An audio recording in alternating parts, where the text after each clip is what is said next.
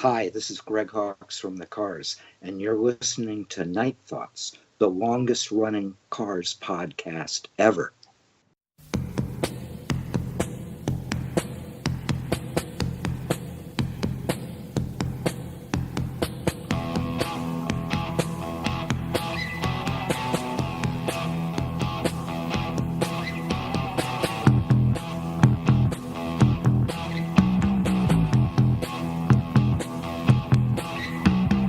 Listening to Night Thoughts, the Cars podcast. The Panorama's #1 source for news, reviews, and thoughts about the new wave rock legends, the Cars. Oh, and a little bit of Steel Wool, Sunshine, and Rainbows. Coming to you pre-recorded in glorious crappy mono.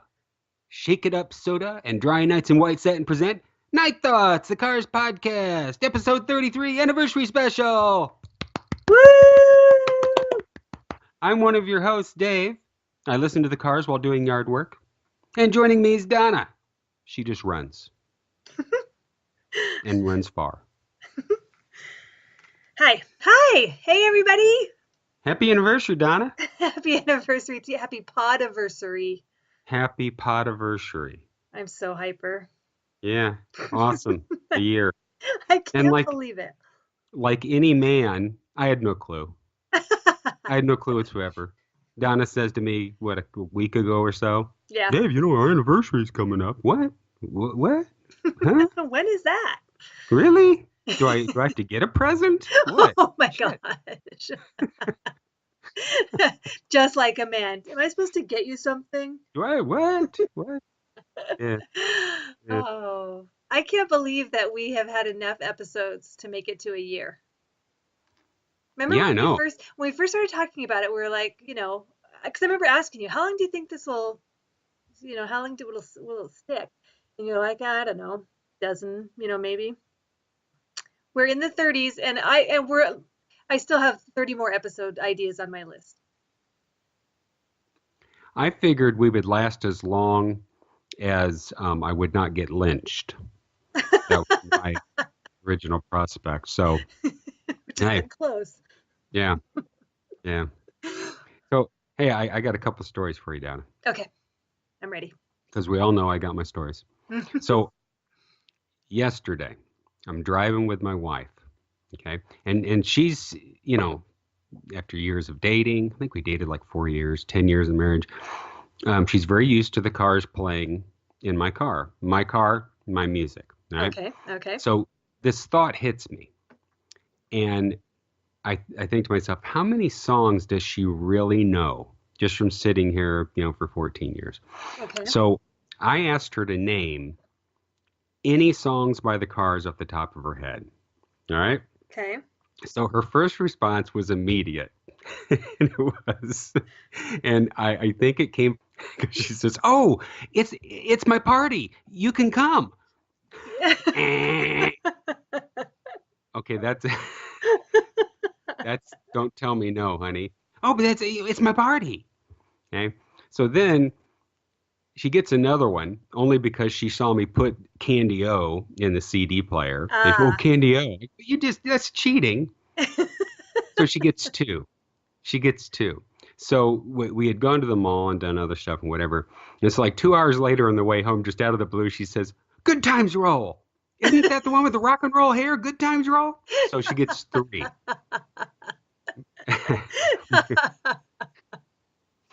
Then I had to go through and play her songs, and I knew that she knew. Oh yeah, I know that one. Oh yeah, I know that one. Yeah. Yeah. Can make 3. Poor gal, you put her on the spot. Come on. I did put her on the spot.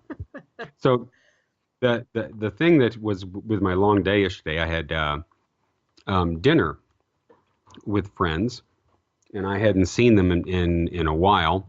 And this is actually my best friend from high school and college, and he had 2 twin girls, and I've always been Uncle Dave.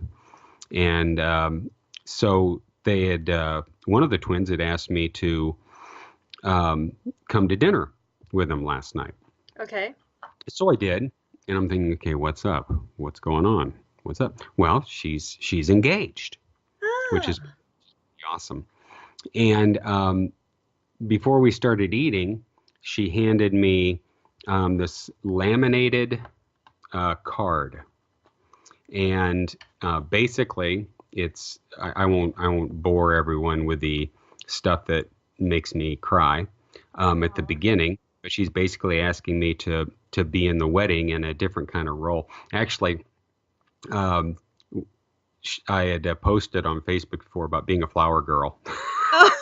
Oh So no. she said I can be. She wants me to be the flower guy, the pedal pusher, the bud guy, whatever. And there's also another gentleman that we're friends with that used to him and his wife used to babysit them, and she wants him in the wedding too. So anyway, the good part about it is that the second paragraph of this, and I want to read it for you. It Okay. says, so how about it, Uncle Dave? Are you ready to shake it up and let the good times roll? Aw. I am one of your best friend's girls, after all. You might Oh. think I'm crazy, but it would mean a lot to me. Give me some slack and don't tell me no. You would be just what I needed. Think it over. I think it would be magic. All the possibilities, all the possibilities for the job keep coming up you, so let's go.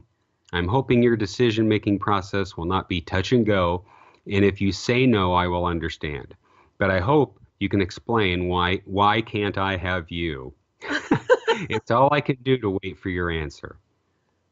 And then she Wow. talks the name of the place where the wedding is it's a short drive and will be my heartbeat city on Ugh. August 31st, 2019. Um, Wow. so it was a farm at one time, but now chicken gone. And that's an inside joke. They used to sing Since You're Gone, it's chicken gone. So anyway, I just, holding back tears trying to eat my salad last night. I Oh, thought that was really cool, all the Cars references in there. that is the sweetest. Yep. That is So that was so my long day thoughtful. yesterday. Wow.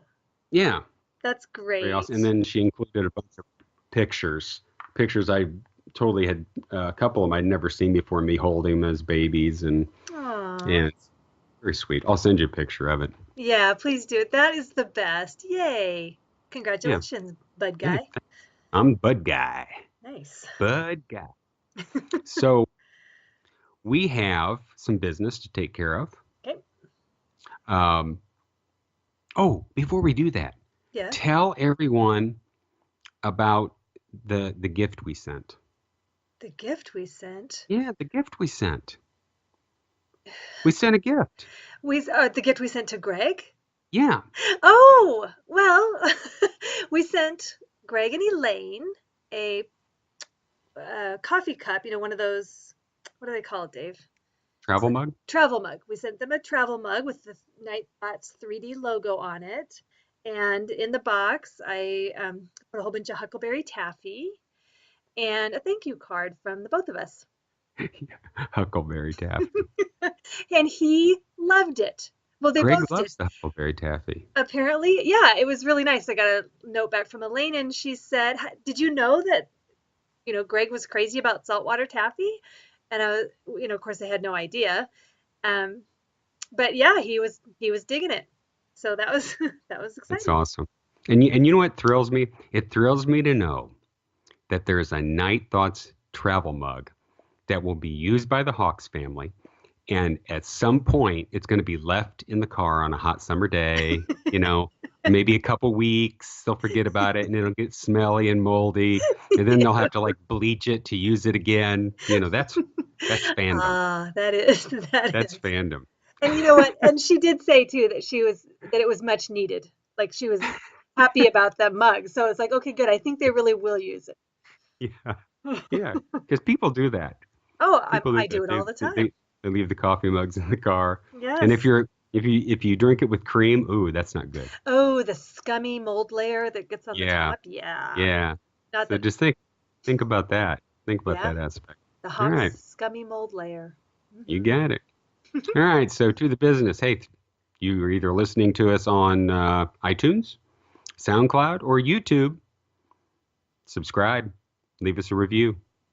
And speaking of reviews, Yeah. we actually have 3 more reviews since our Yay. last podcast, which is awesome. Yes. So let me read through these. The first one I really, really like.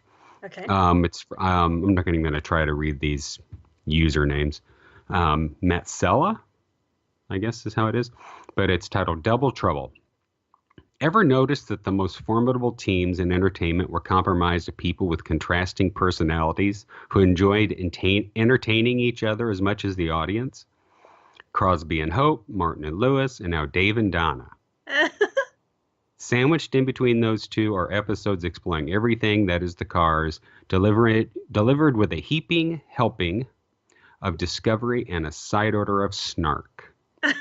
I think that's you. You hear the snark. Oh, yeah. They've quickly become one of my top 5 favorite podcasts. Hey. Yeah. And then the next one's from Lily Okay. to Susan. 5-star rating. Everything you say, and then I can't read the rest of it because it gets blocked out. This podcast is my new favorite. I've been cutting social media out of my diet. Well, that's good because there's a lot of calories and carbs in social media. And I've added this podcast after discovering it through Sweet Purple June's blog. Donna. Oh, yay. All right. For anyone who simply craves information like I do, I really enjoyed the interview with Greg Hawkes. The review of the Cars albums is also brilliant. I also should mention I lost my virginity to the Cars debut album. You never forget your first. That is a stellar review. Oh my gosh. That is stellar. Can we post I'm just that? hoping, you know what? I'm hoping it wasn't I'm in touch with your world, that like the majority of that, because that would just be creepy. Slide whistle. Yeah.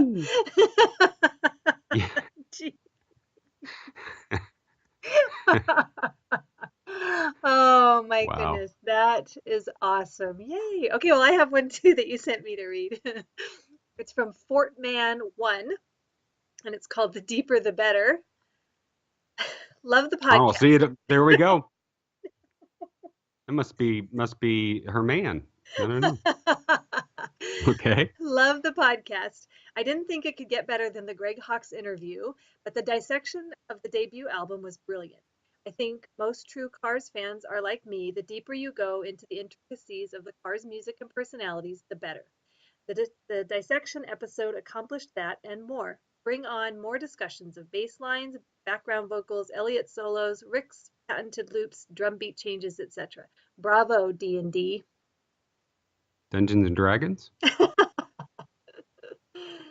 So nice. I love Yes, that people very are nice. writing reviews. That's Thank you, great. reviews. Yeah. Yeah. Oh, and by the way, speaking of the Greg Hawkes episode, Yes. listeners should know that as I was sitting waiting for Donna to record, I got kind of bored, and when I get bored, I just do stupid stuff. Oh, boy. And I've hit upon something. Okay. Have you ever wondered what it would be like to talk fashion with a rock star while jacked up on Starbucks? No, I This- have this not is- ever wondered that. This is what it sounds like. Listen. Uh-oh.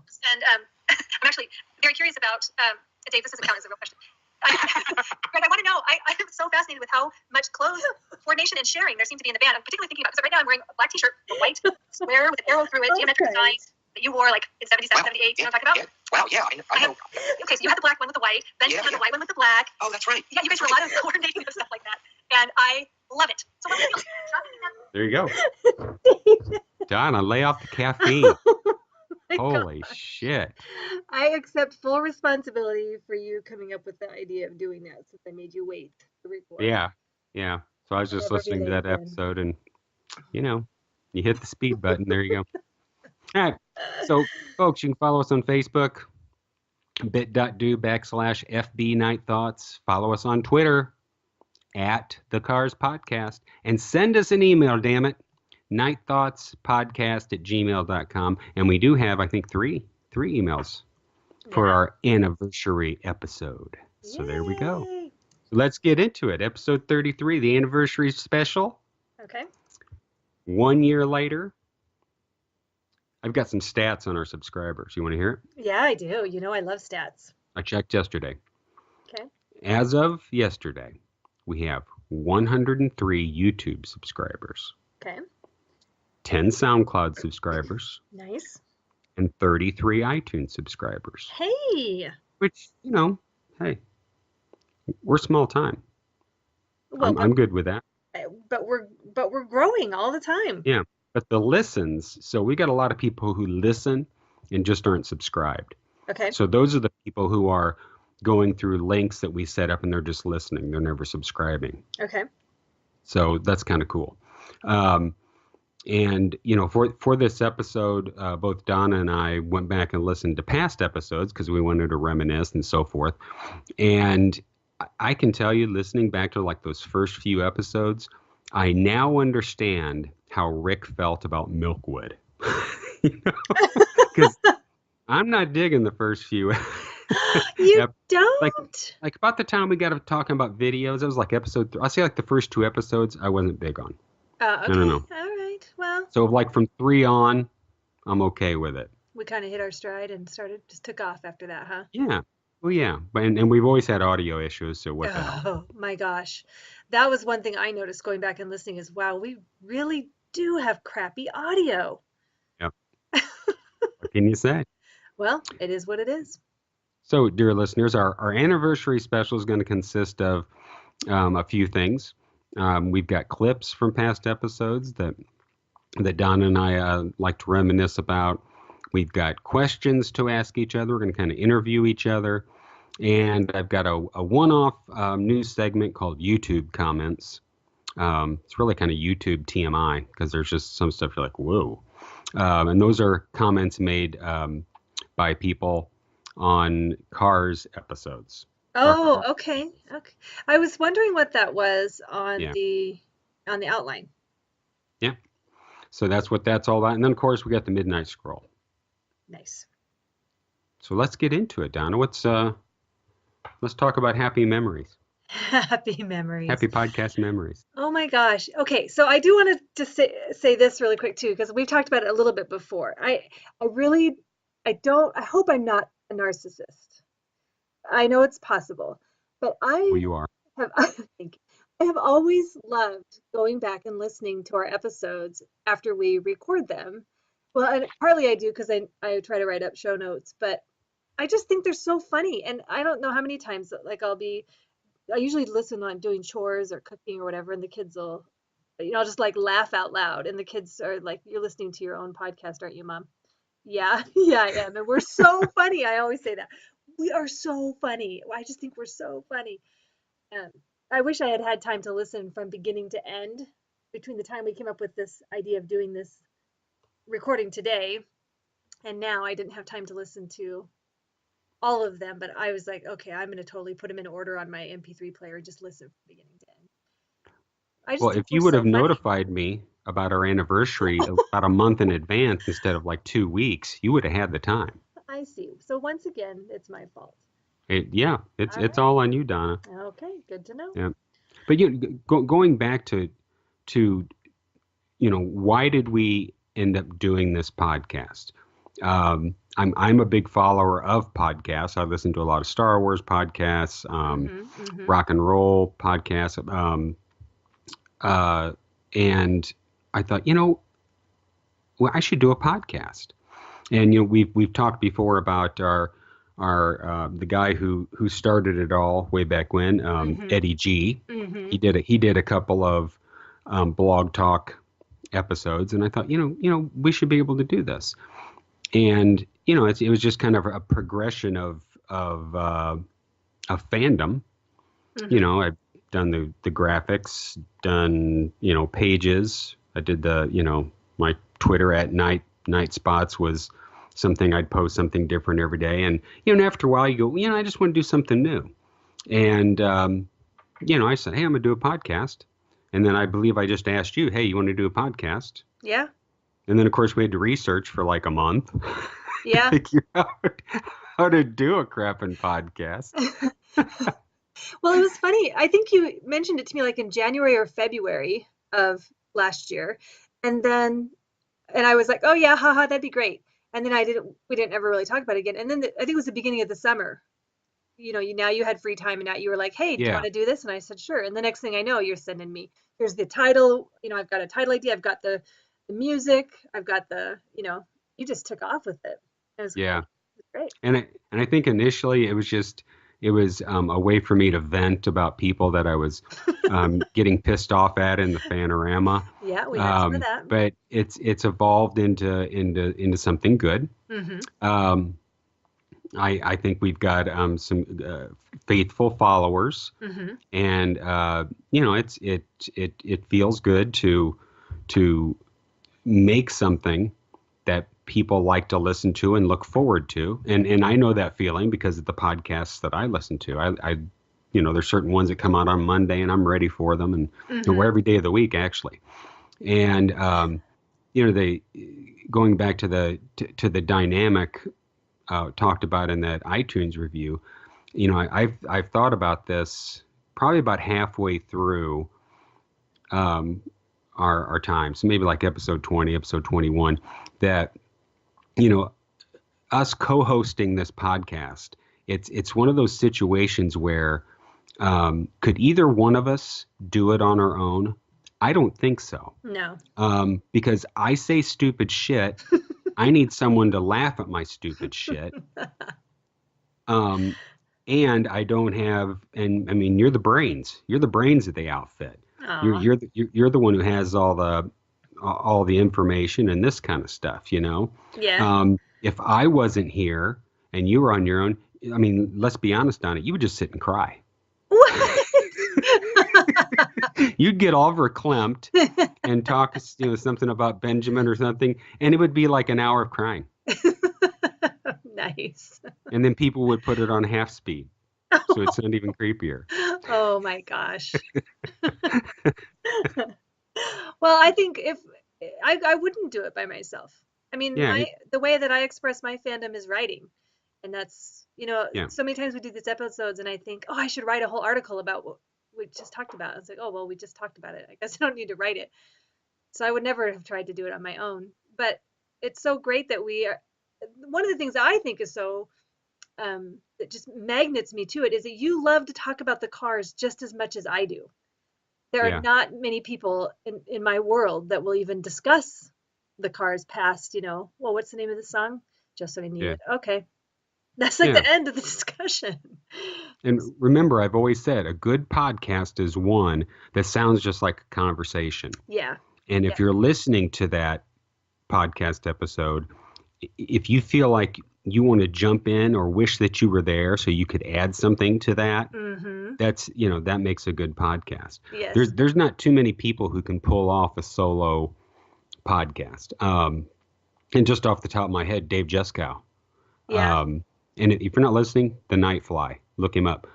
He has a lot of guests, but he does a lot of solo shows. And the guy, he can totally pull it off. That takes a lot of I don't know. I guess you would say it takes a lot of talent, a lot of know-how of keeping something going. You know? Yeah. Me, I would just sit and say stupid stuff and crack myself up. Well, you have actually recorded a whole episode of yourself, remember? I did. You're right, I did. It wasn't bad, but I was extra pissed off that day, wasn't I? You were. Oh, do you still have that recording? Pathetic. I'm sure I do. Oh, geez. I'm sure I do. Because I send that to me. I'd love to listen to it. Yes. And in fact, I remember listening to it. I was grocery shopping when I listened back to it. And so so whenever I just get such a visual whenever I have the audio visual connection. So I just think of being in the produce department, listening to you going on your rant. It's those orphan bananas. Yes. You know what? I bought 20 orphan bananas yesterday. Did you really? Good for you, Donna. In fact, I took a picture and I forgot to show it to you. Yeah. But, I was providing snack for all the kids in the play. So save the orphans. Yes, I did. Well, then I cut them all in half. Oh. So I didn't save their. Anyway, yes, I have had people say to me that they listen to the show and wish that they could jump in and join the conversation, and that's one of the highest compliments, I think, because I agree with you. That's what makes a good podcast. Yep. Sure enough. Yeah, fun. Okay, so we're going to get into the best of night thoughts, or the worst if you're one of those kind of people. And we're going to play clips from past episodes, favorites of Donna's, favorites of mine. And Donna, I'll let you go first. Okay, good. I have a clip that's perfect to go first because it's kind of an intro clip.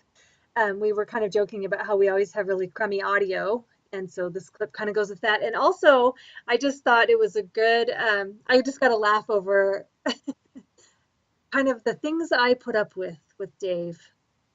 Oh, okay. Let's play that. You're listening to Night Thoughts, the Cars podcast with Dave and Donna. I'm Dave, Mr. Steelwool, one of your hosts, and joining us is the very pissed off sunshine and rainbows, Donna. Oh my gosh! And why are you pissed off, Donna? Because I can't ever seem to get this mic set up to work well. I tested the mic like an hour ago. It worked just fine. Now I go to get on, direct connect to the call, and I test the mic, and Blog Talk Radio doesn't recognize the mic, but my laptop recognizes the mic, and so I don't know what the deal is, and it makes me really grumpy. Maybe you need to change his name to Chuck. Phil. Chuck. Hank instead of Mike. That was so not happy making. So I'm tempted to. That was bad. That's a bad joke, man. Your jokes. Let's get the flock out of here. Get the flock out of here. Wow. Get the flock out of here. Yeah. Well, yeah. So I can tell you. Yeah. You were pissed off that episode. Oh, I was so mad. One of my favorites comes from was we talked about before the Colbert episode doing the trivia contest, and we found out that the fake answers were much funnier than anything we could ever come up with. Yes, that's correct.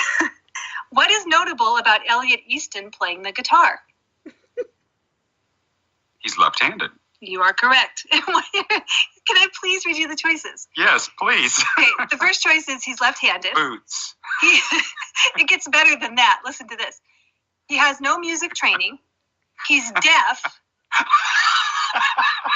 He's missing a finger.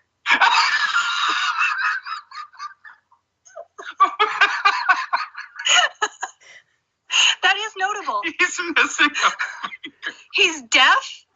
Not a finger. That's awesome. Oh my gosh. He's a deaf 9-fingered guitarist. Self-taught. So hilarious. And we milked that joke on probably like 3 episodes. Even Kurt Gaber brought it up when Kurt was on as a guest. Even the 9 fingers. Oh, and is that the one? I think we had somebody in the group. Yes. Who believed it? Yes. Yeah, who was kind of like, I've never heard that before. Yeah, look closely in the videos. Remember we totally had this joke about having it being the ultimate fan, having caught it at the concert. Yeah, he was shredding that solo for Touch and Go. And those high E strings, those things are like razors. Oh my gosh. Off went Elliot's finger. It was terrible. Hilarious. Okay, so that episode that we had done was about a trivia thing and a trivia quiz that somebody else had written. And you and I were kind of disgusted at a lot of the questions and the inaccuracies and just kind of we decided to do our own trivia, remember? And so then we had special guests on, Jenny Durgan and John Mortis. We had them come on to an episode and we did like this trivia face-off kind of game, which was really fun. And so the clip that I want to play next is from that episode, which I believe is episode 24, maybe. And so if you'll play the one about John. You got it. Here it comes. Right if we have odds. Yes, number 23. Which song became a character in the 2016 CBS show Brain Dead? Oh, Shooby-Doo. Jenny. You Might Think. Yes, that's correct. Did you guys watch that show, either of you? I did. No. I never. You did? John, you Jenny, never... you said you did? No, I never even heard of it. Okay, wait. Everybody pause. We just broke John's brain. We said something about the Cars that he had never heard before. Never heard of. John, if you go to Amazon, you can buy. John. We broke John. You can. I actually own the season. I bought it. And I ended up buying that on Amazon. Yes, you did. Yes, you did. John was such a good sport. Poor John, we broke John. But John is like a super Cars genius. Yes. And for him to not have had no idea about this, and the gears were just turning. Like, are they making this up? Yeah, poor John. What's the deal with that? Oh, that was such a fun episode. I love when we have guests on. That's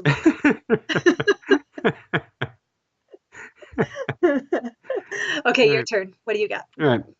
Well, one of our favorite ongoing jokes are about the suicide doors.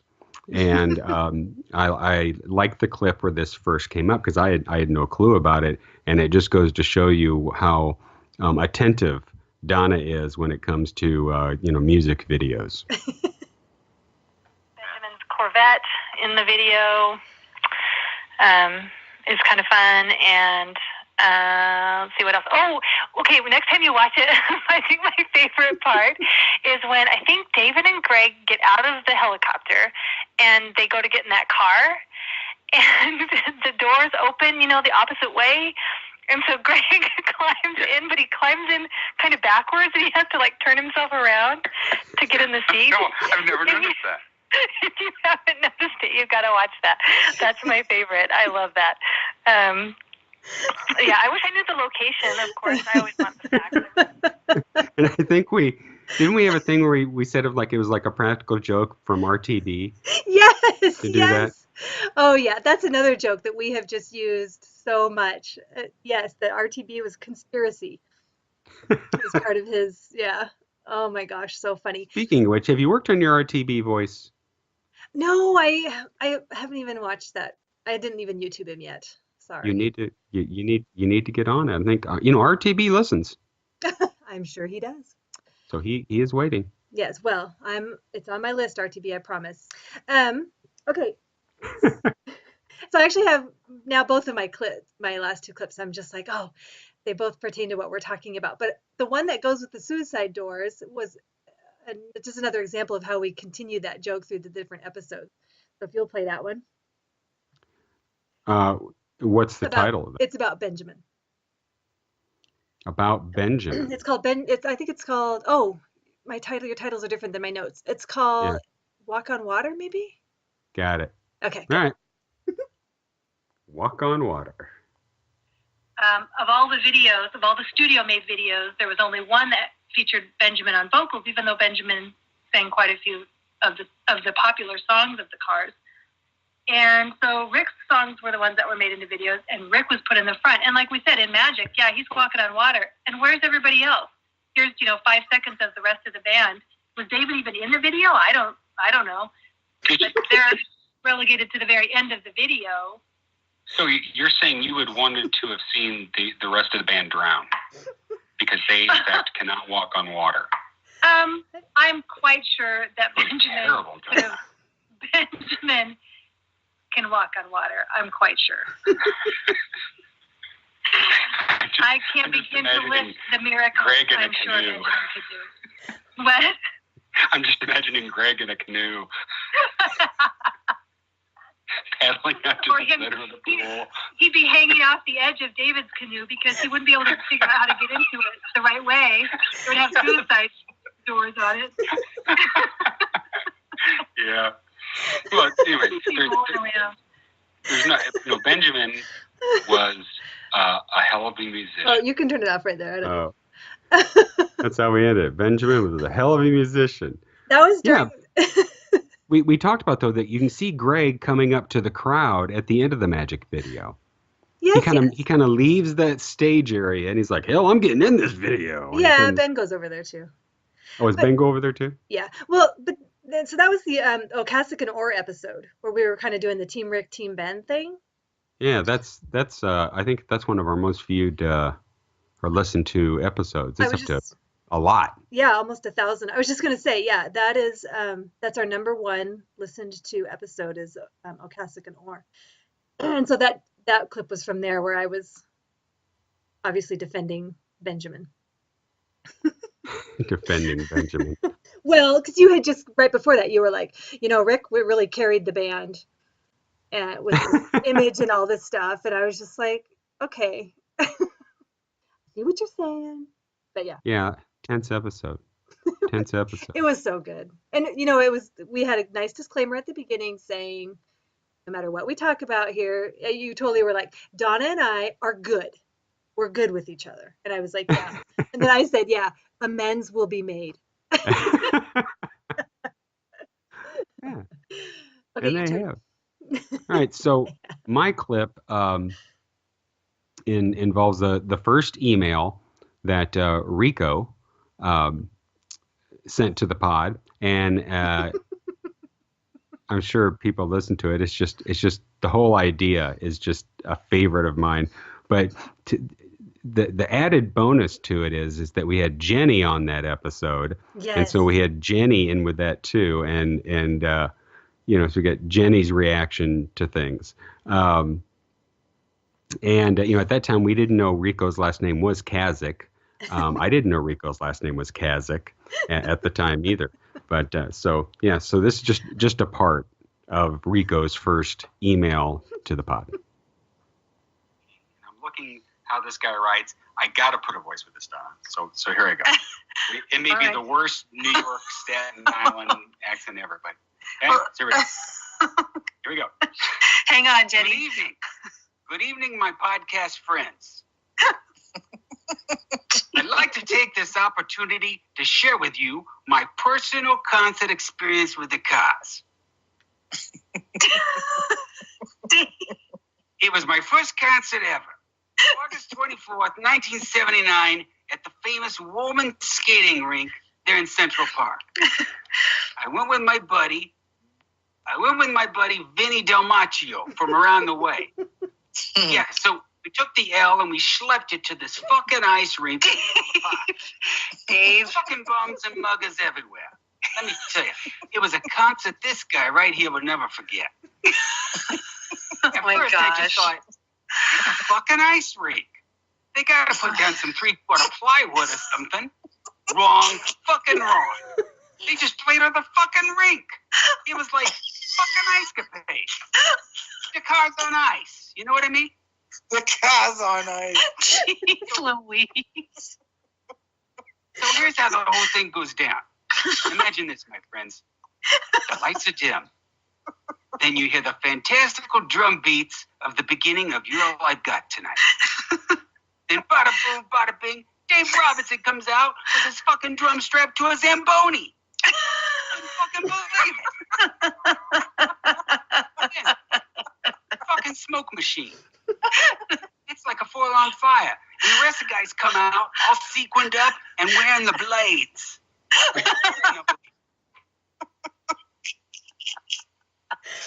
There wasn't a bad seat in the whole house. I'm sorry. There wasn't a bad seat in the whole fucking house. The band kept skating around and around and around. Imagine, if you will, that scene in Touch and Go where Rick is singing and the rest of the boys are going by him one by one. That's what it was like. All kinds of fucking ice skating shenanigans. And you know that guitar sliding across the floor thing that Elliot does in Tonight She Comes? I'll tell you this, my friends. I think he invented that shit on this particular night. He was like, bada boom, I'm done with this fucking solo. And ice slides his axe right across the fucking rink. Unbelievable. Unfucking believable.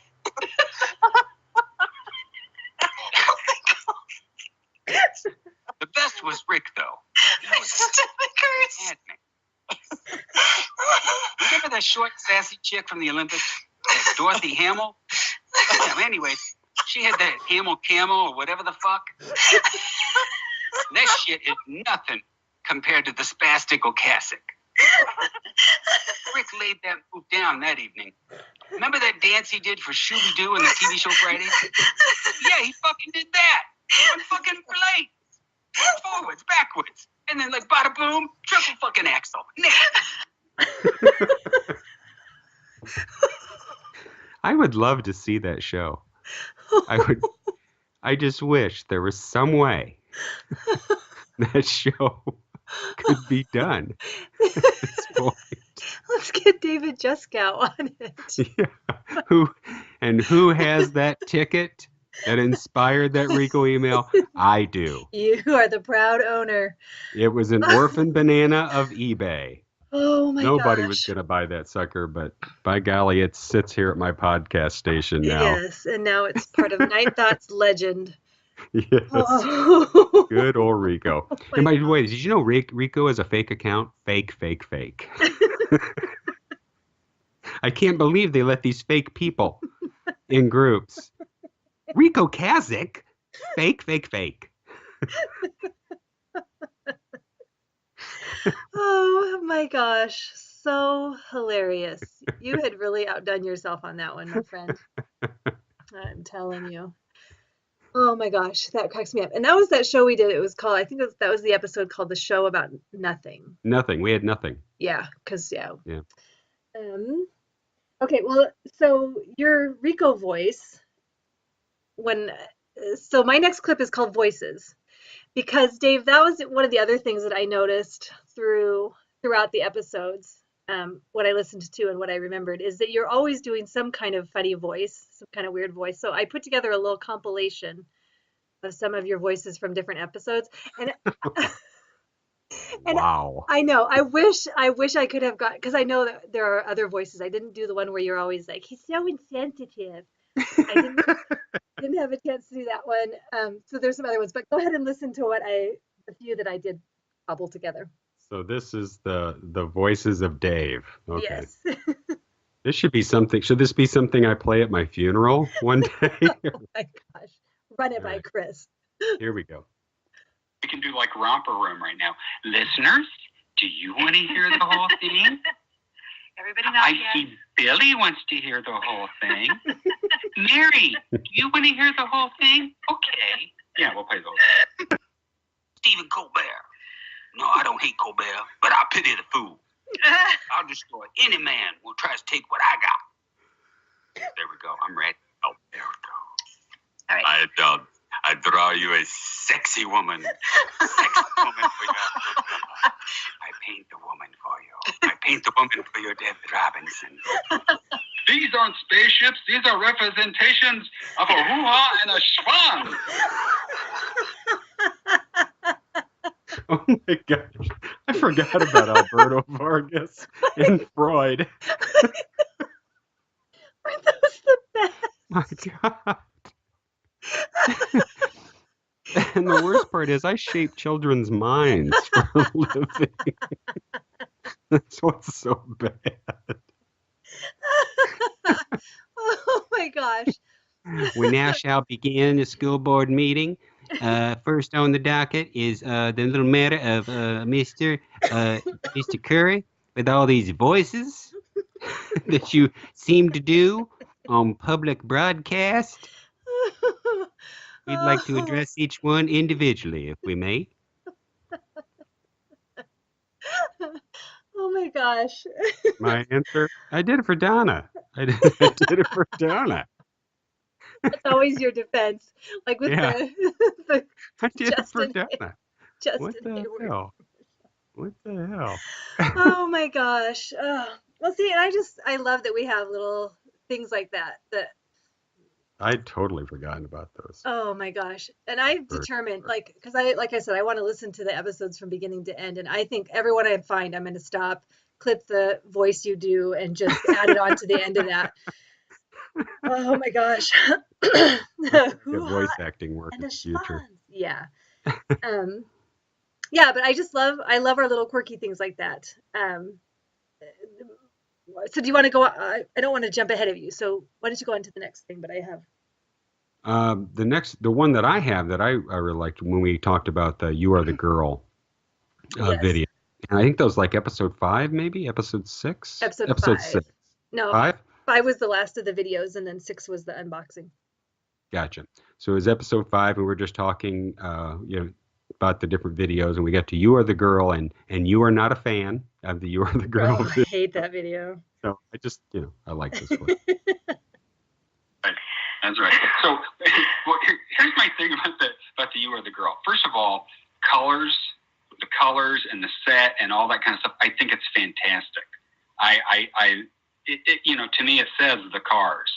Just Okay. the basic look of it.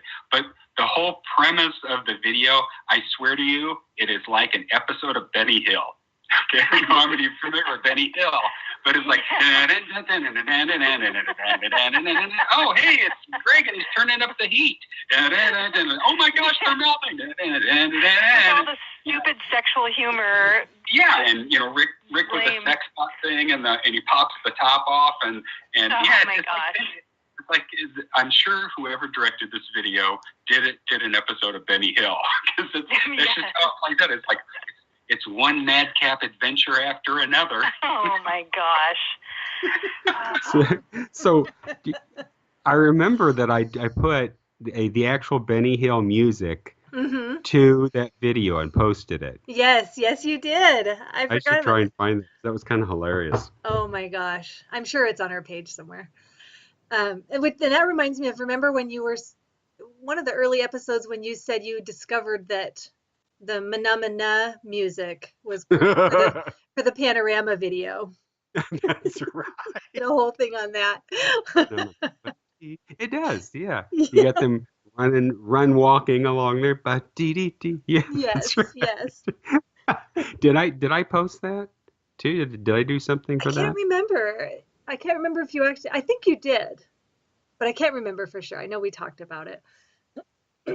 So funny.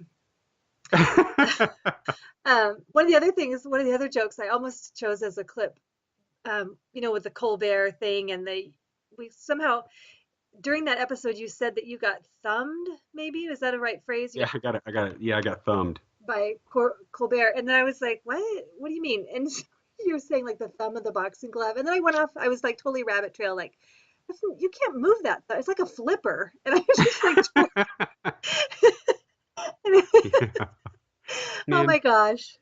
Yeah. what I wouldn't do to have that contest with Colbert. I know. He's too big for the night. He's too big for the night thoughts. That's what it is. Come on. I swear, all I wanted out of that whole thing, me posting stuff on Twitter, was just for him to acknowledge that there was a dumbass on Twitter challenging him. That's all I was looking for. Yeah. I mean, I didn't think I was going to go on the show and actually do it to get the, Rick's Rock and Roll Hall of Fame award. I just wanted him to berate me or just say, you're a dumbass, or block me or something. Oh, any kind I was of just response. I was just waiting for something, nothing. Which is a bummer. Got nothing. I, of course, wanted I wanted him to just call in and do the test with us on the air. Let me administer that, puppy. Oh yeah. I thought that would have been so cool. Oh well. You never know. I mean, hey, we ended up getting Greg Hawkes on our show, right? So you just never know what can happen. Yeah, you never know. So that's the end of Clip World there. And please, listeners, if you have any favorite parts, let us know in the comments. And we can revisit those. Yeah. No problem. I'll play something again. All right, so now on to our interviews, Donna. We thought it was a good idea for Donna and I, even though we've been podcasting for a year, to get to know each other a little bit better. Oh, Dave. So, hey, if your questions suck, I'll tell you that they suck, because then you'll know me a little better. Yeah, that would be a surprise. But I've got 10 good questions that I want to ask.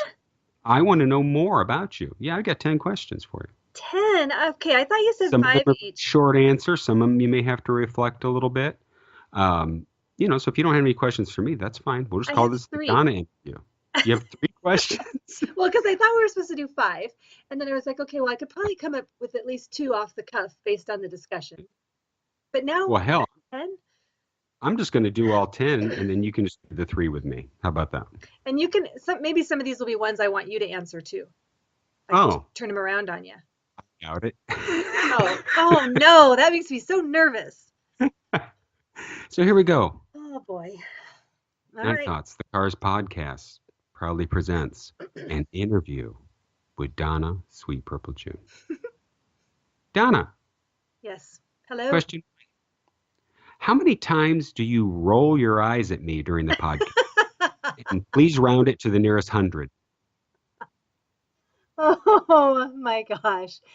I don't roll my eyes as much as just sort of like bury my forehead in my hand and just like, oh goodness sake. Okay, so rounded to the nearest 100 per episode, 100. 200, 300, 100 Just, times? well, depends on the length of the episode. I would Yeah, say 100 per hour, yeah. I like would right now. I would go so far as to say the reason why we don't record our episodes on video Skype is we probably wouldn't have made it past episode 10 looking at each other. Yeah, because this is a question I could turn around to you. How many times do you roll your eyes at me? I will tell you that patience is something that I have a large amount of because of my job and because I'm a pawpaw and all that kind of stuff. But there's sometimes where I have to do my okay. Let's get it moving. Let's get it moving. Let's get it moving. Let's get it moving. And if you saw that on Skype, you wouldn't like that. I would But not like that one bit. I would much rather message you on Facebook so I can hear you giggle at stuff like that. So. Oh, I forgot I wanted to do that clip when we had one episode where we totally like digressed into 12-year-olds laughing and because you were messaging me and I couldn't Yeah. talk and Yeah. yeah. Well, yeah, that I would not be happy to see you giving me the hurry up sign. Like right now, you're probably doing it right now, aren't you? I am not. Maybe if I keep talking, you will. I promise. I probably will. Okay, go ahead. All right. Question 2. You are an excellent writer. People know that from your blog. Thank you. People know that from your work on what's the other one? I'm drawing a blank on it. Standing room only. What's the other? Joe Milliken's site? Yeah, standing room only. Yes. Yes. Thank you. So, have you ever given thought to writing a book about the cars? You could pull it off. I'm totally serious on this, Donna. Wow. Thank you for that. That is, I really appreciate you saying that. I have thought about writing a book on the cars. Yes, very much. Side question. Okay. If you do write a book about the cars, will you have a chapter about the #1 longest running podcast about the cars? Of course. Awesome. Of course. It's a major part of cars history. Score. Yeah. Okay. Wow, that was, thank you. Yeah. Okay. I think you should do it. Thank you. Greg should do his little the cars uke, and you should write a book about the cars. Wow, thank I you. mean, for a book. I don't want to. Well, Forest and Fire is a relatively decent book, that. Yeah. but I'm talking a book. If I were to write about the cars, it would be a book. It would not be like a Phil Kamen photo book with text. It would be Yeah. a history book about the Think of all the cars. history you know. Yeah. You know, it'd be awesome. See, I put that bug in your ear. Yes, thank you. Right. So that leads me to my next serious question. Okay. What is the fucking deal with huckleberries? Seriously. What is the deal with huckleberries where you live? Well, Is it's a serious this like the opioid crisis? Is this a serious question or? Yeah, what's the deal with huckleberries? Why is it do people have huckleberries on their cereal? Yes. Well, Seriously. huckleberries are very expensive. Huckleberries are really difficult to grow. They're difficult to grow commercially, I should say. Um, for whatever reason, they are rare, and we actually have 10 acres of property up away from like we live in town, but then we have 10 acres of property out, and we have huckleberry bushes on our property, and we're right up next to the national forest. And so, I mean, it's a huge deal when huckleberry season comes. It's huckleberry season right now, and some years you can hardly find any berries, and then other years they just go gangbusters. One year my kids went and picked, I don't know, Nicholas was probably 10, and so then the other kids are all a little bit younger, but we all picked. One year was just this bumper crop, and the kids sold the huckleberries for $15 a quart. Holy crap. Yes, at their peak they were like $60 a gallon. You know, when people, because people would buy gallon bags of these huckleberries from us, and they would sell them, for cheaper than $60 a gallon, because they were selling them for $15 a quart, and they were selling a lot. We made so much money that summer. And like up on our property when it's huckleberry season, we'll go up at a camp or whatever, and you just see people all over the place up in the hill and in the mountains and stuff, just picking huckleberries. They're a big deal. They're a big deal. Wow. So when you get your little package of huckleberry taffy, you need to drop to your knees and thank the good Lord that you have a friend with access to huckleberries. Okay? Awesome. All right. Okay. So a side question to that one. Have you ever considered writing a book about huckleberries? Oh, no. I think I just did. I'm sure you were giving me the hurry up sign right there. Yeah. All right. Okay. Next question. Now, there's no hidden meaning behind this question. Okay. Oh boy. Repeat after me. There's no hidden meaning. There's no hidden meaning behind this question. I'm just curious. Oh boy. If you had to pick another person to do a podcast with, who would it be, and what would be the topic? What? Now I'm wondering what the hidden meaning was supposed to be that's not there. Well, I didn't want you to think I was like leaving the podcast or something. Oh, good. Oh, Dave. Yeah, you better not. Okay. Let's see. If I don't know. One thing, my friend Nicole from the Cars World, we're in just whenever we talk on the phone, we just think we are hilarious, and we are. So I would love to podcast with her, and it would just have to be like a life in general podcast. Just life in general. Because we go off on all these topics, and we are just so funny, we think. Why do you think no one has started a Benjamin Orr podcast yet? Well, I don't know. How many episodes do you think they could get out of Benjamin Orr? I could go on for eternity. Me personally. So do you like video watches, commentary on videos? Yeah. It would be, because again, you see my blog. So, here's this video, and then there's a bullet list of that I notice about it. I could do episodes like that forever. Yeah. What my hidden agenda behind that question is, I would just like to see another podcast out there that has the same kind of audio difficulties that we do. That's what it comes down to. No one has the same kind of audio. What are you getting on our shit for? Yeah. How about that other podcast that Donna does? Come on. They sound like idiots on that too. Oh my gosh. Listen to some of those early episodes and us going, no, you go. No, you. Okay. It's so cringy. Yeah. Very cringy. What would you want to do another podcast about? Just pop culture. Shout out to Ken Mills. I like the Popcast, but just aspects of pop culture that have to do with with my time frame of growing up, 70s, 80s. Okay. I bet you I could talk for 6 hours about Gilligan's Island. Seriously. Yeah, I totally would. And as far as who I'd want to podcast with, yeah, I I'd podcast with Ken. I'd podcast with Just Cal. Tell you what, that Yeah. guy, I would totally podcast. We kind of share the same kind of thought process. Yeah. I think with that one there, but yeah, definitely Interesting. pop culture. I would listen. All right.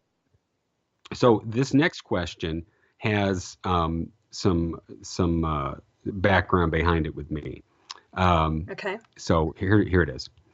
Would you rather buy, own, and wear one vintage car shirt or 20 bootlegs manufactured by child labor in Hong Kong? That's a serious question. Does it If have to you have the so if you child had, labor? say if you had a set amount of money, well, that's just a joke. If you have let's say if you have $250, would you buy that one awesome vintage shirt that you're going to wear and it's in good shape and it fits you great and so forth, or are you going to spend that $250 on 20 knockoff bootlegs? I'd go for the bootlegs. Really? You wouldn't Yeah. go for the vintage? You know what? Unless it was a shirt worn in actuality, real life, worn by Benjamin Orr. No, I don't. The vintage stuff doesn't. There's very few things that I would want the actual vintage thing of. Other than that, reproductions are good enough for me. I'm all right. My thinking behind that question is, as a person who has a lot of T-shirts of different types, I like wearing my stuff, and I've never, and I think we talked about this in a past episode.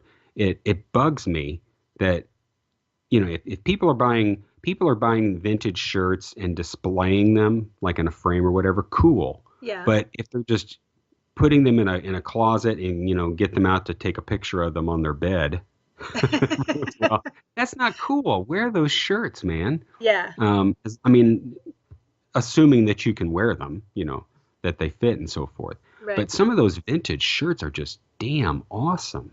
Yeah. And if I don't know, they fit so small. Unless I come across like a 3XL, it's not gonna work, man. I tried it once. I bought a vintage door to door, and it was said size XL. Okay, so I wear a medium and a large depending on the shirt. And I thought, okay, I'll be good because they fit small. Hell, that was the smallest XL I've ever seen in my life. I don't think I could have put that on my dog. It was so tight. I did have given that away. So, you never know. But Yeah.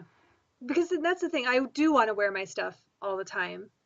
So if I had spent $250 on a vintage shirt, I would be more careful with it. You know what I mean? Like when I got my panorama I'm very shirts. careful with my white Chris. Oh yeah. Yeah. Well, you got two pair. Well, that's what I was just gonna say. When I first So got those, remember you had to totally convince me to actually wear them around because I just didn't want them to get mucked up. Now, they look like just the rattiest pair of shoes because they're so well loved. But I've got my nice pair up in the top of my closet in a box. But just think, you could sell those on eBay. Vintage panorama shoes. One of a kind. That have the only ground that they've ever been walked on is Cleveland. I wore them in Cleveland. Yep. And then I took them to Cleveland, wore them, put them back in the box. They're up in my closet. Wow. Yeah. Hey, side note, it is a storm is a brewing in my neck of the woods. So if you hear rumbling, that is thunder. Okay. If you hear a high-pitched scream, it means I've been struck by lightning. So just be ready for that.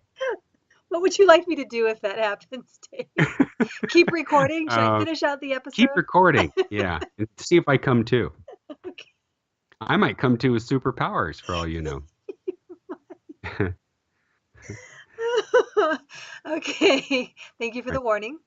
All right, so I'm down to number 5. Do you want to ask me one of your questions for me?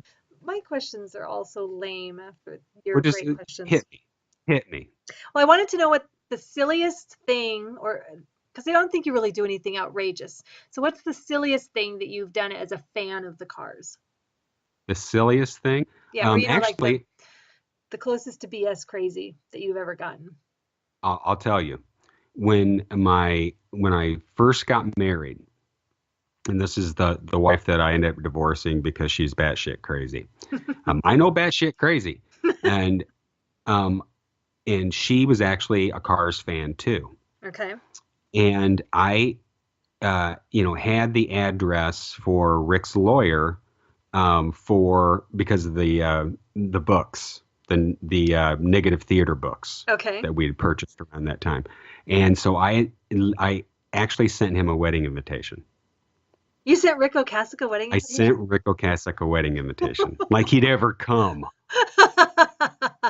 But the other thing that I've just done throughout time, and it's always a running joke, with the friends that I was telling you at the beginning of the podcast, is whenever I'd make dinner reservations, they'd say your name, and I'd say Ocasek. Awesome. So last night I got there first. I got the table, and they said name. I said Ocasek, party of 7. So I had to then text everybody and say the table is under Ocasek. Yeah, so I still do that one. I love it. That's awesome. It's just a running joke. Yeah. Very cool. All right. Okay, go ahead. So here's yours. What is your, because I don't know these things, what is your favorite movie, breakfast cereal, and guilty pleasure? What? Start with a movie. What's your favorite movie? What kind of, what is my favorite movie? I have a ton of favorite movies. Just give me one. Oh, boy. Because you certainly don't like the ones I recommend to you, that's for sure. Well, that zombie one, come on. What was that? It's a good movie. What is my favorite movie? The Wedding Date is a good one. Baby Mama. Never heard of it. Those The are Wedding Date? Yeah. They're kind of chick flicks. Pride and Prejudice, the BBC version. Sense and Sensibility. Rounders. Rounders. I love Rounders. I love Rounders. I just watched Rounders the other night. Good. Yeah, I love Rounders. Okay, so that's good. The Kingsman. Did you watch The Kingsman? Yes. That was good. And the second one. Good, yes. Went to the second one. Yeah, I like those. Yeah, Rounders is awesome. Anything? Give that man his money. He beat me. I'm feeling unsatisfied. Yes. I love it. Yeah.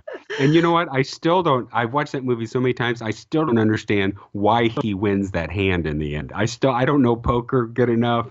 I don't understand the whole bit about the betting and why, KGB thought he was going to win.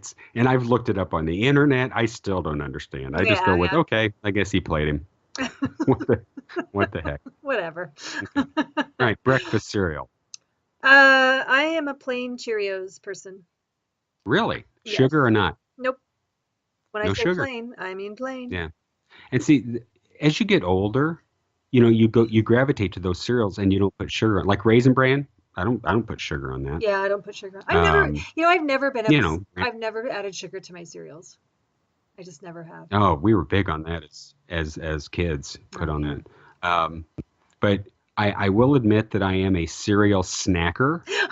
So like my dessert will be like a little cup of cereal. Like what kind of cereal? Oh, my most favorite is I can't remember the name of the company that makes it, but it's S'mores cereal. It's got the little graham cracker pieces. It's got a little Cocoa Puff knockoff and a little marshmallow, and it's just man. So that's it. I buy that stuff religiously. All right, guilty pleasure. What's your guilty pleasure, Donna? We want to know something new about you. What's something that may be embarrassing to you that you love to do? I don't know. I don't know. I'm not excited about I have like certain walls that I just have and it's not embarrassing to me, but I play Scrabble a lot. I play Scrabble online. I can believe that.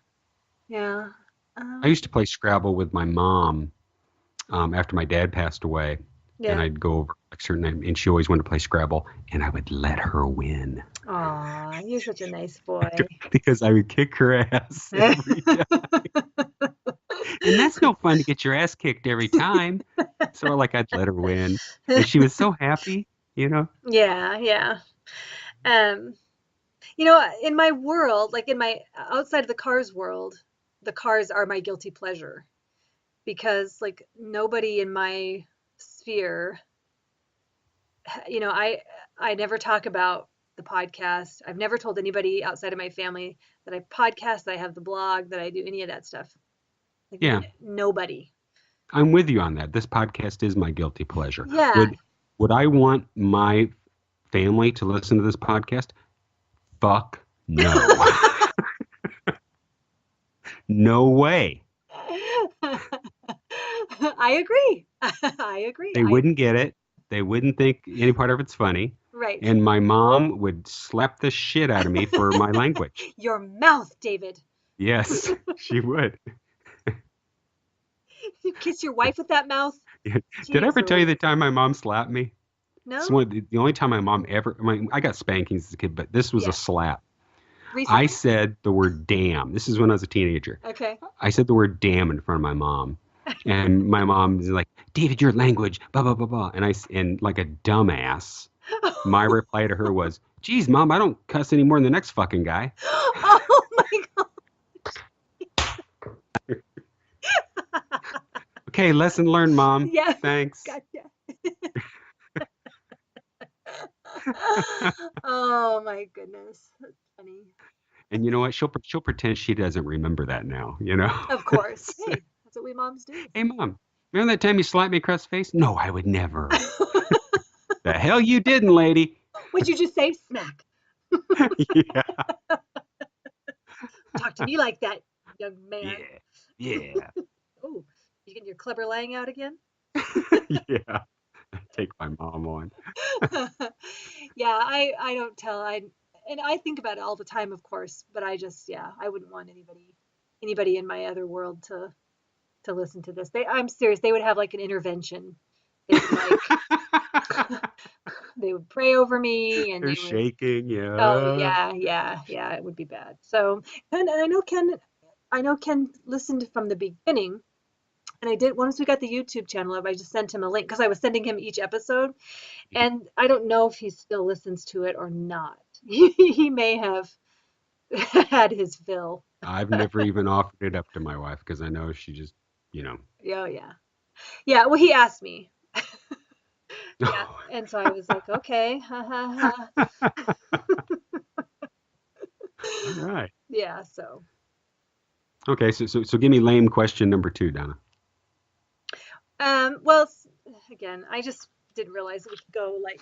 I mean, I know you said anything goes. I just didn't think about the wide world kind of questions. So mine are more like blog related, I guess. I mean, sure, pod related. So we have our podcast the way it is now, which I really love. But what would you change about our show? What do you wish we did different, or you would do different? What would I do different? Well, the one thing I would do different that's totally impossible would be to have a decked out studio and have us in the same room in order to play stuff. But we've got those constraints that we have to deal with. That would be the biggie. If there's another thing that I would do different, I wouldn't have started out those first few episodes as a means to vent. Starting out the pod with a negative connotation or whatever. But I'm glad to what we've evolved to. So yeah. Oh, good. That's what I do different. Good. Most notably that decked out recording studio. Yeah, wouldn't that be so great?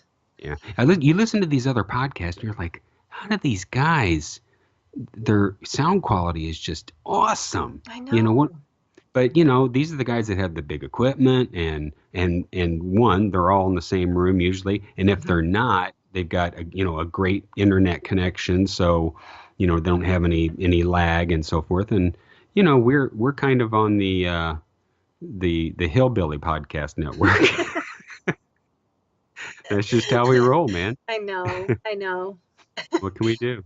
And it's funny because I feel like each episode we're able to tweak it just a little bit more, make it just a little bit better. But it's not, unless we had a studio, it's not going to be like, it's never going to be that. So not going to happen. Yeah. All right. So I have a couple more questions. Okay. And they're. No, I'll give you the quick one first. Your choice. 1 hour in Rick's vault, Oh. or 1 hour holding David Robinson's hand. What kind of a question is that? I want to know. That's like asking me to pick What? between two of my children. Maybe David Robinson would hold your hand while you're in Rick's vault. Oh, there's my answer right there. Yeah. Oh, melting. Awesome. All right. Last question, seriously. I know that you know a lot about Benjamin Orr. Yeah. If you could find the answer to one unknown thing about Benjamin Orr, what would it be? If there's, I just want to know, is there something that you just, I wish I knew, what would it be? Oh, it doesn't have to be my most meaningful thing, right? No. Just something. Okay. It could be just something trivial. Good. I want to know, he wears a bracelet on his left hand it's not a full circle. I can't think, it's a special kind of bracelet, I don't know what it's called, but it doesn't come to an entire close. But he wore that bracelet his entire life, going back as far as, I'm pretty sure I can see it in pictures from when he was in the Grasshoppers. Yeah. I want to know where that bracelet came from, because he was wearing it in the final interview. I mean, he literally has worn it his whole life. Yes.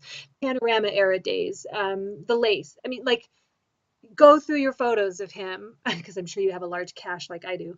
Oh, yeah. And look at his left wrist, and more often than not, you'll see that bracelet on there. Hey, and I want to know the story. You remember how Fonzie, when he's calling the chicks, he would just go, yes, snap in the girl's front. I heard that Benjamin would just kind of twirl that bracelet around, move that bracelet around on his wrist, and the women, hey, just like Fonzie. That's what I heard. I heard something along those lines as well. Yeah, man. It was a sign. Yeah. So much so that he expected people to recognize him from it. Yes. Oh yeah, you just twirl that bracelet. Right. Yeah. And me myself, here's a little unknown thing about me. Okay. And you might notice it in the finger tapping video that I sent you earlier. I wear my Yoda ring. Your ring, yes. I was going to ask you about that ring. My Yoda ring. My do or do not, there is no try. Yeah. And I'll spin that. It's good for grandbabies, you know. Does it say that on it? Or I don't know. Oh yeah. Okay. Because I'm not a Star Wars fan. So is there more to this, to why it's a Yoda ring? I just, I love Yoda, and it goes into my professional life because Yoda is a positive being, and Yoda has growth mindset, and Yoda says, hey, you can do it. You just have to try. And so I take that into teaching. And, I like wearing the ring, because then I can, remind students, hey, don't give up. Keep trying. Be a Yoda. You can do it. Yep. Nice. Got it. All right. So you should have one last question for me then. I do. And again, it's a pod related one. I wanted to know what episode topic you're dying to do. What would be one topic that you just, and it could be anything, either stuff that's already on our list or that we don't even approach because it's too far out there, or what? Well, I would love to have Rick Ocasek on and ask him about his vault. That would just be incredible. Yes. Just ask him. But then again, does Rick know what's in his vault? He may not have a clue. That may be the shortest episode ever. So Rick, tell us about what's in your vault. I don't know. I have no idea. All right, thanks for being here. That's it.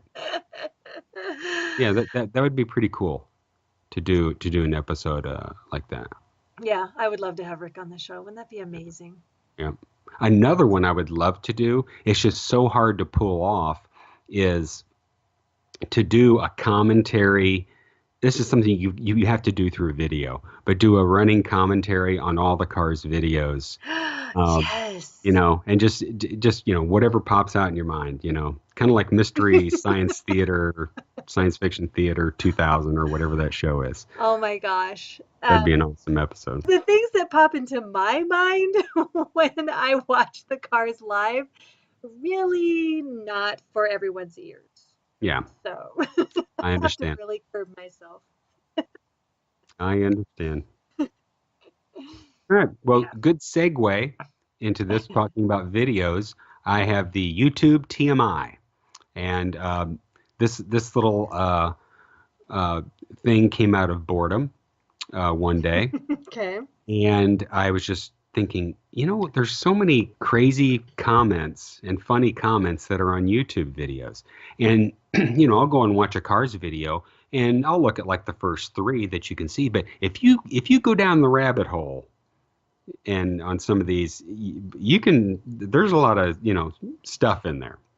So I went through and these are all in the Cars official YouTube pages. I went and looked at Magic, Let's Go, and that Let's Go one, that's the one where it's the live performance and they put in, like, they overdubbed it and it's speeded up a little bit. With where Benjamin's wearing like a tiger striped shirt? Or I mean a black and white striped shirt? I believe. Okay. And Shake It Up and You Might Think. Okay. Right? Okay. So these are just some of the notable comments that I thought were interesting or funny or whatever. Okay. So let's start with Magic. The first one says, Rick Ocasek, hero for awkward, weird dudes everywhere. So true. That needs to be on a shirt or a button. This is the one I want to put on a t-shirt. The next one, Rick Ocasek saves. Just saying. Just saying. The next one. This video is dysfunctional. Oh boy, that video is dysfunctional. Holy crap. My favorite. It resembles a Trump convention. What? The Magic video. It resembles a Trump convention.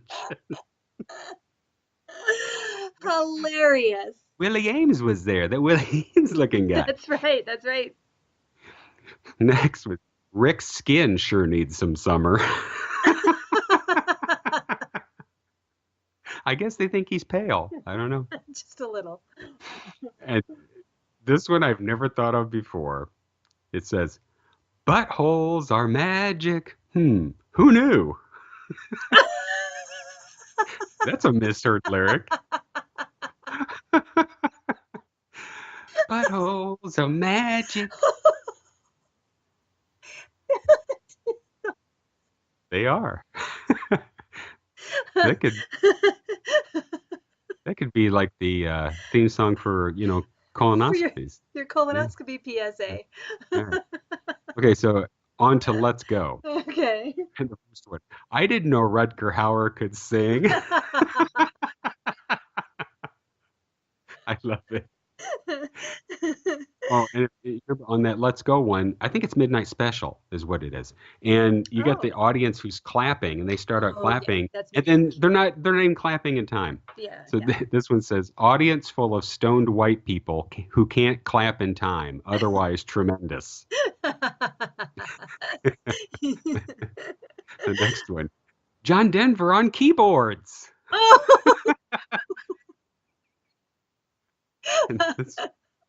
This one may be thought of by a lot of guys. It says, I'm not gay, but Benny Orr, possible exception. I have heard and read comments like that so many times. And they always start out with that. I'm not gay, but. Now, this one kind of rambles on, but I don't know. I just dig it. Says, no, I most certainly am not a man under the influence, but maybe you are smoking the marijuana pot dope. That is a young pre-Hollywood Christopher Walken there in full living color, singing lead and playing bass for the Cars. Want proof? Look at the band's lineup today. Hint, no Christopher Walken. Ba-bam! Game, set, match. You lose. So, I don't know what the hell happened there. And then the last one on Let's Go. Why nobody have piano tutorial of this? I don't know, buddy. I do not know. All right. On to Shake It Up. This one is for you. Uh-oh. Why did they wait till the end of the video to objectify the women?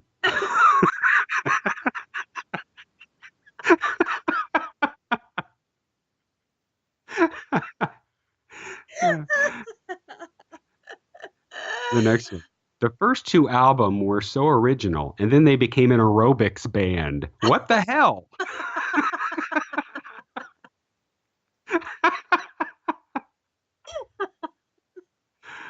This one is a shout out to our super fan. Ooh. It literally says, hashtag Brett Bassel sent me here, 80s. He's a huge fan of you, and we, the Cars, I stayed, liked, and added us for the great music too. Doesn't make much sense, but by golly, Brett got a shout out on YouTube. Way to go, BB! Yeah. Yeah. Next one. OMG. This song makes me cry. I remember my first boyfriend. Shake it. Shake it up? How can you cry at Shake It Up? Wow. Oh, wow. Can anyone tell me at the very end at 2 minutes and 48 seconds, does he sing Shake It Up, Shake Little Bitch twice? Or am I hearing things? None of the lyrics posted online have this written in the lyrics. Shake it up, shake little bitch, shake it up, shake little bitch. Okay, last one on Shake It Up. I know this song from a porn video. Ew.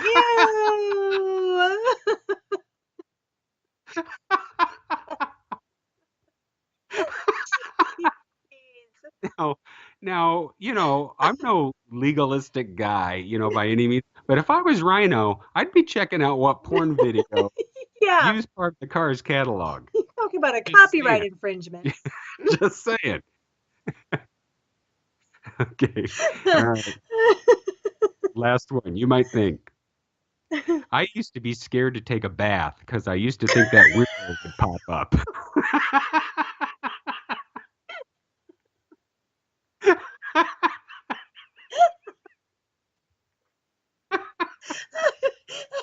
Down.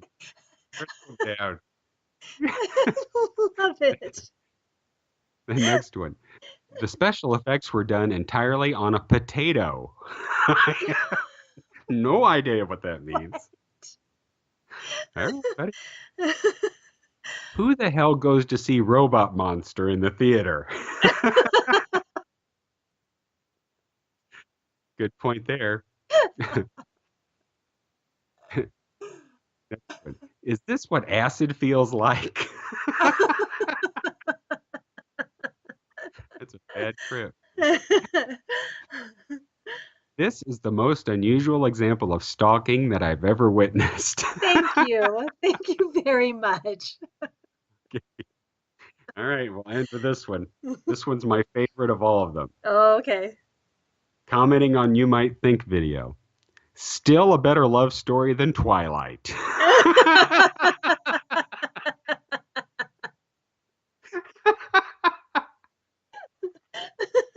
Oh my gosh. I went to 2 of those movies with my daughter. Oh my gosh. Oh, did you? I've never seen them or read the books.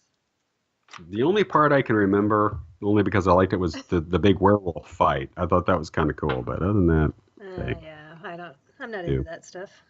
all right. So, Donna, we got Midnight Scroll. We've got 1, 2, 3 emails this time. Okay. It's awesome. You want to hit the first one? I do. Let me find it really You want to hit the music? I do. Hit that Midnight Scroll music, then we'll get into it. Take me apart 'cause I'm out of control. Send me a letter on a midnight scroll. So So go ahead. You go ahead. You want me to go first? You got 2 of them. I've got 1. Oh yeah, that's right. Okay. This one is from our friend Elizabeth, and she says, "Hello, Dave and Donna. It's your old friend Elizabeth from across the water. Sorry, didn't like across the pond. See, Dave? Did I say across the pond? We used to say that all the time. And then we were like, remember we were like, I wonder if English people like that or don't like that. Anyway, I've sent a photo with one of my Chris Morris t-shirts. I have 3. So she sent a picture. She's so pretty. Oh my gosh. She sent a picture of she's wearing a blue Chris Morris with the whole band on it. Having a heat wave. England at the moment, having a heat wave in England at the moment, so they're great and keep you nice and cool. I've also got the Greg going on with a cool side plate in honor of Greg being on the last podcast. So she has her hair braided kind of to the side and over her shoulder like Greg did during the Rock Hall ceremony. Oh. Isn't that awesome? Yeah. So in honor of Greg being on the last episode, great podcast, by the way. What a scoop. How did you manage that one? Looking forward to part 2. I was thinking with Rick and Paulina being parted for a year, that kind of made sense now when Rick said in the Rolling Stone interview when they found out that the Cars were going to be inducted. Rick said he had a group of songs. When people split up, that seems to be a very productive time for songwriting. A lot of things come out, so we might get another Cars album or a Rick one, who knows. I don't think Rick's finished touring yet. And then she said, Liz, and then she did the 2 little X's, kiss, kiss, 1 for each, she said. From across the water. From across the water. Oh, awesome. Thanks, Liz. Thank you. All right, so I have an email from Superfan Judy. Hey! And did you know that Superfan Judy, she is retired? Yes. I saw this on Facebook. Public Defender's Office. Now, I don't know if she was a public defender or just worked in the offices, but hey. She's a lawyer. That connection may come in handy one day, no? When you're in court, having to defend yourself for the... Yeah, I'm calling Judy. Yeah, she's an attorney. So... Oh, she is an attorney? Yeah, oh, yeah, I'm calling Judy, man. I'm calling Judy. Perfect. Fly in. Help me out with all this legalese. Okay, so she has episode 32 thoughts. Okay. First, in the discussion of Best Friend's Girl, Donna mentioned that she always listens for Benjamin and his bass. I do too. She pointed out that it was like he was playing a little song in the background. I had to go listen and totally agree. I've also noticed in other songs that his bass playing seems a little more intricate than I would have thought. It's not chords, like a rhythm guitar usually is. It's picking single notes that aren't the melody but complement it. I've also noticed that his bass part is often complicated even when he's singing lead. As a non-musician, I'd think that when he's singing backup, it's not too difficult to both sing and play, but I really can't imagine how difficult it must be to sing the lead while also playing the intricate little songs. I wonder if any bass-playing listeners could weigh in on that subject. Please do, bass-playing listeners. Yeah. And I don't mean Rico or L. Glenn. Thank you for clarifying. She knows us pretty well, doesn't she? He's a mad fucking bass player. The fantastical stylist. And she says, see what I did? Encouraging midnight scroll emails. Second, in discussing the quirkiness in I'm Touch With Your World, you talked about Rick's lyrics, including the phrase flick fandango phony. That made me nuts. In the past couple of weeks, I spent many hours trying to determine whether that's a Rick original or whether he got it from somewhere. That's a good point. And what does it mean? I've been researching beat poetry since that is such a huge influence on Rick. No luck so far. Donna, have you tried to research it? No. That is a very good question. Yeah. Good job, Judy. She's really my research nerd twin. Yeah, there you go. Discovered. Yeah, go ahead. Third, I don't have an Amazon on my phone, but I too do way too much impulsive online shopping. I feel your pain, Dave. All right. So she says, signing off with a word to the wise, don't be a Dave. That's a Dave move, Dave. Nice. Very nice. Yay, Judy. Thanks for writing in. Are you there? Yeah. Her and I think alike a lot. And you know what? She, after that episode too, she posted, um, remember when I asked if Let the Good Times Roll was something that Rick coined? Yeah. And she was immediately like, oh my gosh, I can't believe you didn't remember this song. And Yeah. Lots of songs. yeah. So see, I don't know everything. I'm okay with that. Okay, ready for this last one? Yes. All right, this is from our. Hmm? This is Go from our ahead. You David. know what? You're just making more editing work for yourself, Donna. Dang it. This is from our good friend Harold from Florida, and he says, "Hi, Dave and Donna. I want to congratulate you both on the anniversary of the first show. I also wanted to thank you. I also wanted to thank you on the great work. You've connected so many people who share a love for my favorite band. I've met so many people online through the Facebook site, and it's really been a tremendous experience. The podcasts are informative, lighthearted, funny, and you even managed to get Greg. Thank you for all you do and look forward to what comes next. Your friend in Florida, Harold." Oh, thank you, Harold. Yeah, thanks, Harold. It's pretty awesome. Yeah, it feels good. All right. Well, so ends our anniversary episode. Okay, wait, Um, Dave, come on. what? I Well, wanted to give some shout outs. okay. I want to give some shout outs and some thanks. Okay, well, Are you a thankless person, Donna? absolutely not. I knew you were going to do thank yous. Come on. Have you gotten so big that you just don't feel like you need to thank people anymore? Not at all. Wow. I'm burying my forehead in my hand right now. Yeah. I'm sorry. You wanted to say something?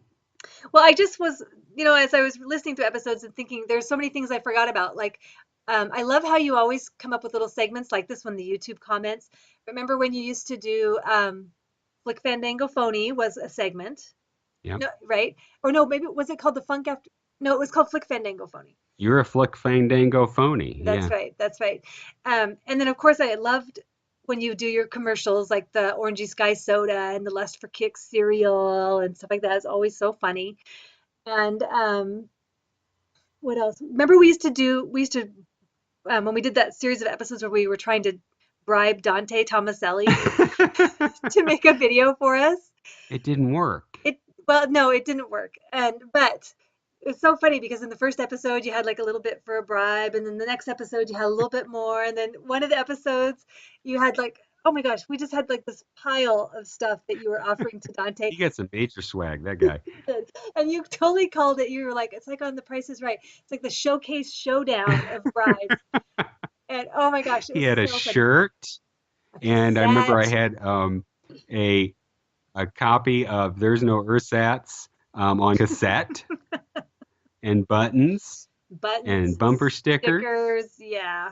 And then, of course, the coup de grace was that you had it cursed by It some was voodoo cursed. bars of Yeah. voodoo priestess. Yeah. Yes. I think that's what did it. But you know what? I think a Dante video is going to come. You think? Yeah, I I hope think so. he'll do it. Yeah, he has been so busy with his, he's got a new movie in the works, and that he's constantly creating stuff, and he really wants to. As I recall him saying, I think he wrote to us, and I can't remember if we read it on the show, but he would love to do that. Of course, it's been one of his dreams all his life. But anyway, then we started trying to bribe. We talked about bribing other people, like bribing Rick to let us in the vault. Bribing Rick Springfield. We we had this whole discussion about the way people sing lyrics, and you use Rick Springfield as an example, and then we talked about bribing him to be on the show. I can't remember who else. We had this whole series of David Wilde and Roy Thomas Baker, of course, and anyway, just funny. So I love listening back and just hearing all those little shticks that we used to do. That's the best part about being an older human, is that you forget stuff. Yeah. It's like listening to it all over again. Yes, Yeah. which, see, now that it's on iTunes, I know you've listened a little bit more, because you used to never listen back. You used to say, you're kind of like, I lived it. Why do I need to hear it again? Yeah. And I was always messaging you, we're so funny. I'm like, yeah, Yeah. there you go. Anyway, okay, let's do the thank yous, because yes. All right. Well, I lots of thank yous here. I mean, first and foremost, I'd like to thank you, Donna, for Oh. doing this with me. Oh, thank you, Dave. We have to, give a big thanks to our super fans, Brett and Judy and Harold. I think they've written in the most and retweet and all those kinds of things. Which, by the way, Brett finally changed his Twitter settings so we can retweet him. Yes, I saw that. Yeah, because he's starting to post songs and stuff like that. Yeah.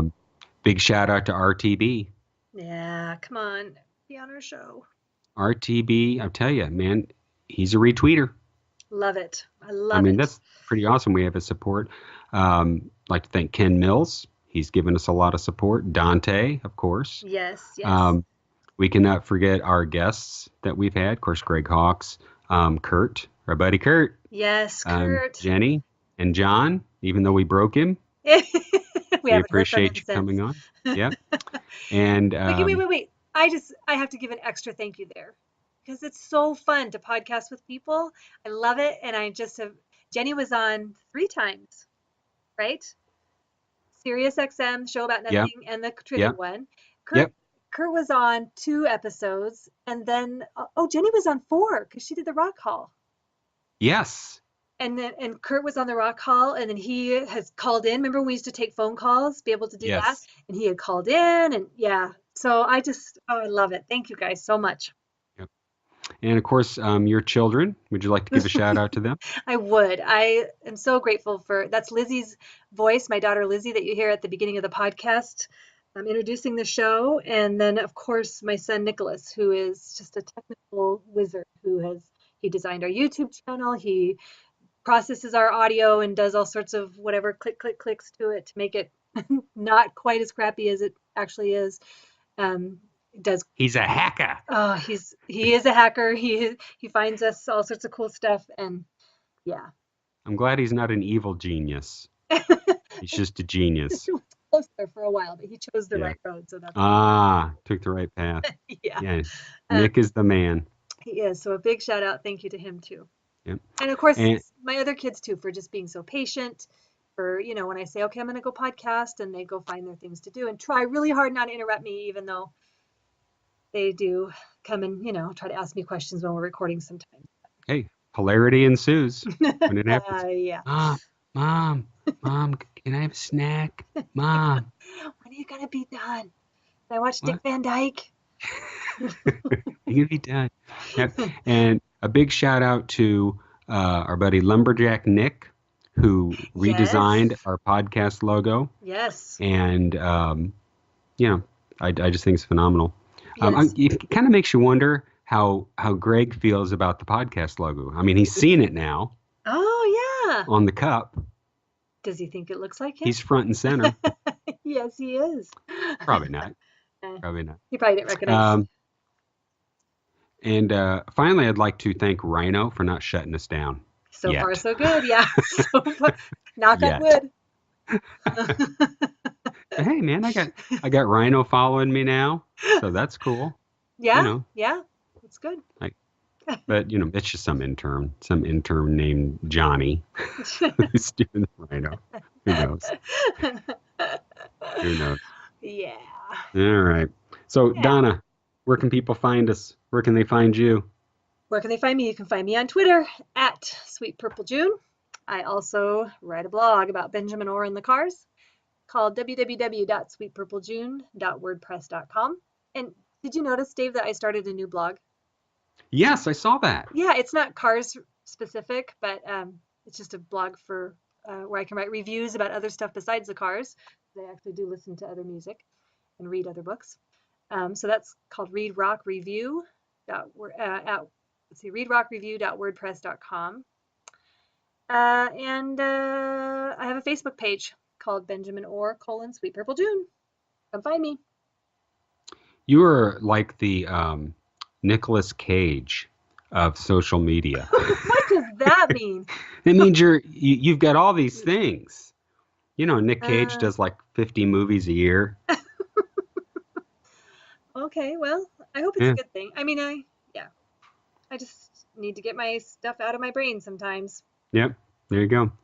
And of course, people can find me on Twitter at @night_spots, and you follow that Night Thoughts page on Twitter. at the Cars Podcast. Mm-hmm. Fantastic. And our group. And yes, our group, our Facebook group mentioned earlier, bit.do/FB Night Thoughts. Nice. And so one last thanks, and we will take the show out on it. We do have to thank our only legitimate sponsor, Dry Nights in White Satin. Wait a minute. Which is another highlight of our highlight of our episodes. And you know what? Sometime I would just like to read the conversation, the Facebook conversation between me and you and Jenny and Kurt that led to that. Yes. Because I'm telling you, I'm going down for this, Donna. I'm going to go down. Well, hey. And then I got to call Judy. I was just going to Judy, say, help me. You've got Judy in your corner. Yeah. You're going to be fine. I'm going to be fine. Yeah. The only thing I'm for sure that I could handle is if any of the Moody Blues tried to physically attack me, I could take them. And I don't mean like one at a time. I'm talking about the whole group. I could take them. I've got no problem with that. It's the fans I'm scared of. Yeah. Oh my gosh, that is so funny. Yeah. All right. Wait, but I want to ask you. You said that there are legitimate sponsor. What do you mean by legitimate? They haven't sent us any money, have they? No, not yet. But you know that they did send us that highly polished ad. I mean, you know, Shake It Up Soda and Benjamin's Orangey Sky Soda didn't send us that, or Lust for Kicks cereal hasn't sent us, you know, a great commercial. So, you know. Okay, well, the check should be in the mail then. I'm assuming. It should be. It should be. Excellent. All right. Well, thank you, everyone, for listening up to these 33 episodes. We appreciate it. Yeah. And we'll leave you with our sponsor. Thanks, everybody. Bye. Hi, mates. I'm Justin Haywood, lead singer of the Moody Blues. You know, I've put out a lot of LPs, but as old age has set in, I'm just putting out a lot of pee. Come bedtime, I'm like the River Thames during the rainy season. No worries, because I've got Depends. I know what you're thinking. Man diapers are not rock and roll. That's why the Moody Blues have joined forces with Depends to create Dry Nights in White Satin, adult diapers for rock stars. All the protection you need after a night of drinking a few pints with the boys. With Dry Nights in White Satin, you're guaranteed to wake up Tuesday afternoon with dry sheets and two dry elderly groupies lying on either side of you. With Depends, Dry Nights in White Satin adult diapers, I'm a rock entertainer, not a rock urinator. Dry Nights in White Satin, waterfall in me bed, weak bladder from old age, the maid's pissed again. Dry Nights in White Satin, with no liquids past 10, incontinent dream worlds, I'm dry with Depends, they won't sell through. No, they won't sell through. Can I take a break now? Is it intermission time? No? Yes?